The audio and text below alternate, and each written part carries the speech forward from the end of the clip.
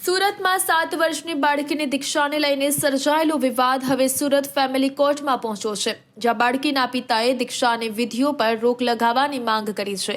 કોર્ટમાં સુનાવણી દરમિયાન માતાએ પિતાની હાજરીવાળા ફોટોગ્રાફ્સ રજૂ કરી દાવો કર્યો હતો કે દીક્ષાની પ્રક્રિયા પિતાની સંમતિ અને જાણકારી સાથે જ શરૂ થઈ હતી। બીજી તરફ પિતાએ સ્પષ્ટતા કરી છે કે તેઓ માત્ર પત્નીની જીદને કારણે આશીર્વાદ લેવા માટે ગયા હતા અને તેમને દીક્ષાની અંતિમ તારીખ કે મહોત્સવ અંગે અંધારામાં રાખવામાં આવ્યા હતા।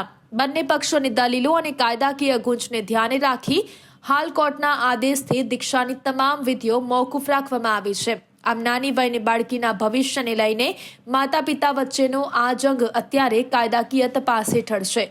સુરત ફેમિલી કોર્ટમાં બંને પક્ષોની ઉગ્ર દલીલો બાદ મામલો વધુ ગંભીર બન્યો છે। પિતાની અજાણતાનો દાવો અને માતાના પુરાવાઓ વચ્ચે બાળકીનું ભાવિ અત્યારે કાયદાકીય ગૂંચમાં ફસાયું છે। હાલના તબક્કે કોર્ટની કાયદાકીય પ્રક્રિયા અને બાળકીની નાની ઉંમરને ધ્યાનમાં રાખીને આ દીક્ષા મોકૂફ રાખવાનો નિર્ણય લેવામાં આવ્યો છે।